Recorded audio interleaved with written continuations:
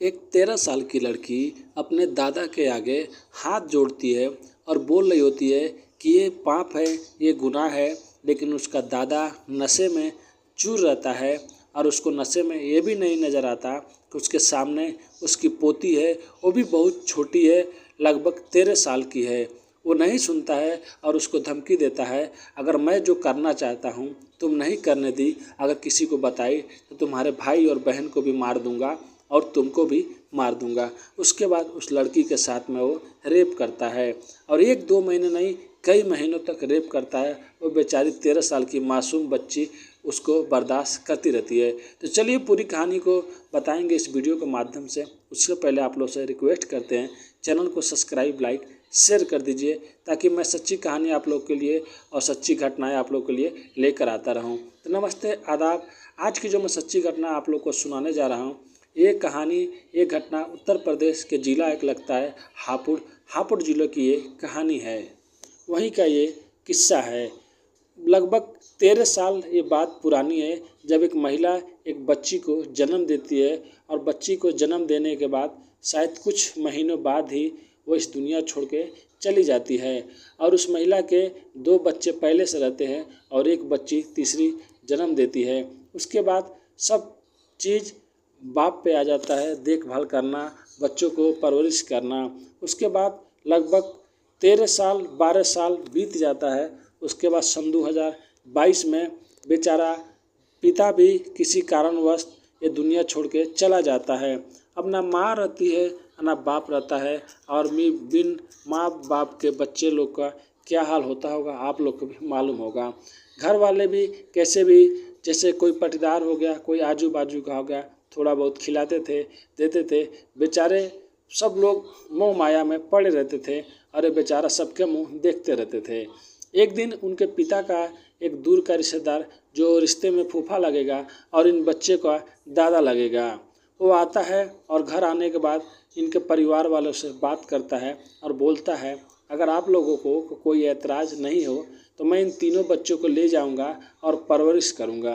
पहले तो सब लोग सोचते हैं कि इसका दादा तो पहले कभी आता नहीं, लेकिन अभी आके ये बोल रहा है कि मेरे को बच्चे दे दीजिए और मैं इन सब की परवरिश करूंगा। घर वाले भी सब मान जाते हैं और वो रिश्ते में जो दादा लगता है वो भी तीनों को लेकर घर चला जाता है। 1 या 2 साल बीता रहता है, वो अकेले रहता है और उसकी पत्नी भी उसके साथ में रहती है। 2 साल बीतने के बाद शायद उसकी पत्नी को बीमारी हो जाता है और वो भी इस दुनिया को छोड़कर चली जाती है। अब पत्नी के जाने के बाद दादा भी अकेला हो जाता है और ये 3 बच्चे हो जाते हैं। एक दिन अचानक वो लड़की छत पे सोई रहती है और उसका दादा आता है और उसके ऊपर चढ़ जाता है। वो लड़की मना करती है, लेकिन वो उसका मुंह दाब के उसके साथ में ज़बरदस्ती बलात्कार करने लगता है और बलात्कार करने के बाद, उतरने के बाद उस लड़की से बोलता है, अगर तुमने ये सब बात किसी को भी बताई तो तुम्हारे भाई बहन और तुमको मार दूंगा। अब वो बेचारी लड़की छोटी सी जो मात्र 13 साल की रहती है, उसको तो कुछ समझ में नहीं आता है। बस वो बेचारी रोती रहती है क्योंकि उसको बहुत ज़्यादा दर्द हो रहा होता है। लेकिन ये कहानी यहीं तक नहीं रुक जाती है। फिर अगले दिन भी उसका दादा पहले आ जाता है और उस लड़की को बोलता है कि मैं जहाँ पे सोता हूँ तुमको वहाँ पे आना होगा। उसके बाद लगातार 1-2 बार नहीं, लगभग 7-8 महीने उसका दादा जो रिश्ते में लगता है उसके साथ में रेप करता है और बलात्कार करता है और किसी को भी मालूम नहीं चलता है। उसको ये नहीं मालूम रहता है कि मैं जो काम कर रहा हूँ इसका नतीजा एक दिन बहुत बुरा होगा। अब बेचारी वो छोटी सी लड़की को कुछ नहीं मालूम रहता है कि शायद ये बात और आगे बढ़ जाएगी या ये जो कर रहा है उससे भी ज़्यादा प्रॉब्लम होगी। कुछ महीनों बाद जब 7-8 महीना हो जाता है तो उसके पेट में हल्का हल्का दर्द होता है। वो उस आदमी से बोलती है कि मुझे दर्द हो रहा है, पेन हो रहा है पेट में, लेकिन उसको भी समझ में नहीं आता है और वो लेके जाए तो कहाँ जाए। वहीं से कुछ किलोमीटर दूर पे एक लड़के की एक उस बच्ची लोग का ताई रहती है, उसका फूफा जो लगता है, मतलब यानी कि दादा लगता है, उन तीनों को लेके जाता है और लेके जाने के बाद वहीं पे उस ताई के पास रख देता है और बोलता है कि थोड़ा तुम भी इसका इलाज करवा के देखो, इसको आखिर में हुआ क्या है। ये बोलती रहती है पेट में दर्द हो रहा है, पेट में दर्द हो रहा है। 1 घंटे तो बीत जाते हैं, 2 घंटे इधर बीत जाते हैं, लेकिन जब चेकअप के लिए उसको अंदर लेके जाया जाता है, उसकी ताई लेके जाती है, जब डॉक्टर उसको देखते हैं तभी वो समझ जाते हैं कि ये प्रेग्नेंट है और इसका कोई भी इलाज नहीं हो सकता, क्योंकि वो 7-8 महीने का गर्भवती हो चुकी रहती है। उसके बाद वो डॉक्टर लोग उसकी ताई को बताते हैं कि आपकी जो पोती है ये प्रेग्नेंट हो चुकी है और हम लोग कुछ नहीं कर सकते हैं। आपको बताना था आपके पोती का पेट के अंदर क्यों दर्द हो रहा है, तो अब आप सुन लीजिए उसके अंदर पेट के इसके वजह से दर्द हो रहा है क्योंकि वो प्रेग्नेंट है। अब ये कहानी सुनने के बाद धीरे धीरे उन लोग रोक पाते, उससे पहले कहानी पुलिस के पास चली जाती है और पुलिस वहीं पर आ जाती है और चाइल्ड कमीशन कुछ होता है, पुलिस वाले वो लोग भी वहाँ पे आ जाते हैं। आने के बाद सब लोग उस छोटी सी बच्ची से पूछताछ करते हैं प्यार से कि तुम्हारे साथ में सब गलत काम किसने किया बताओ, लेकिन वो बेचारी किसी का भी नाम नहीं ले पाती है।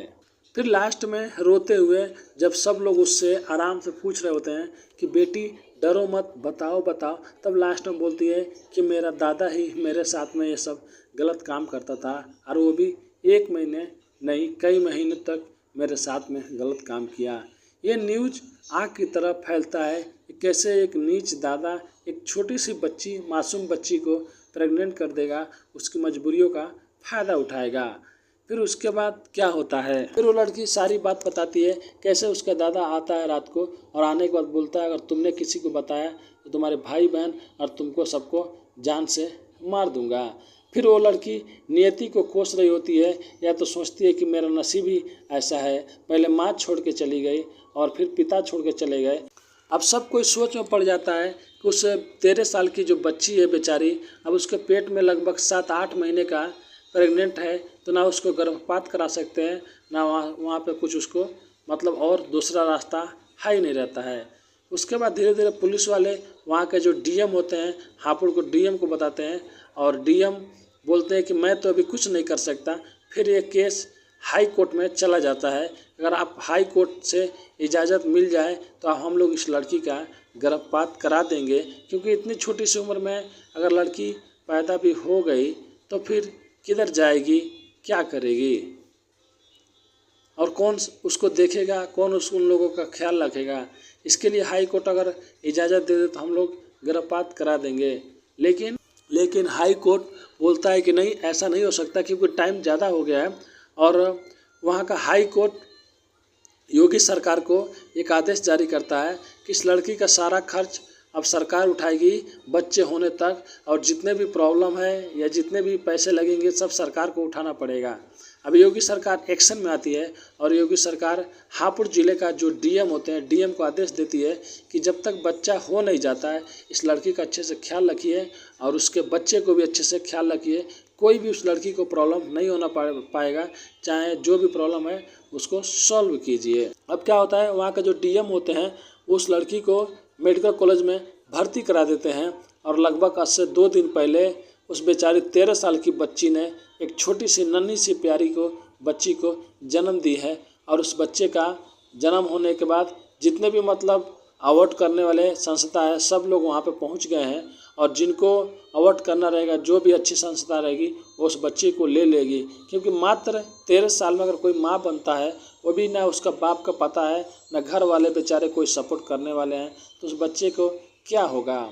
और जो उसका दादा रहता है, दादा को उठाकर जेल में भेज दिया जाता है।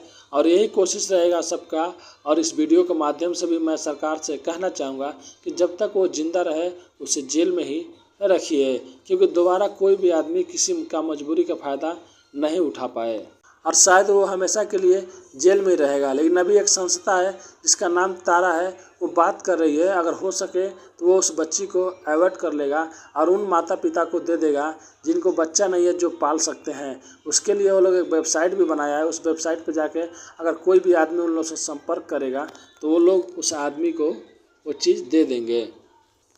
तो कितने लोग चाहते हैं कि वो जो उसका दादा है वो ज़िंदगी भर जेल में सड़े और वो बेचारी बच्ची को सब लोग सपोर्ट करें और उस बेचारी को रहने के लिए भी सरकार को देखना चाहिए, क्योंकि उसके ना माता पिता है, ना घर में कोई सपोर्ट करने वाला है, बस भाई और बहन है, वो भी बेचारे छोटे छोटे हैं। तो इस कहानी को सुनाने का उद्देश्य किसी का भी दिल दुखाना, किसी को भी आहट पहुंचाना नहीं है, बस लोगों को जागरूक करना है और सबको सचेत करना है। तो अगर आप हमारी चैनल पर नए हैं, अगर वीडियो अच्छा लगता है तो चैनल को सब्सक्राइब, लाइक, शेयर कर दीजिए, ताकि अगला वीडियो सबसे पहले हमारा आपके पास पहुंचे। अभी के लिए विदा लेते हैं। धन्यवाद।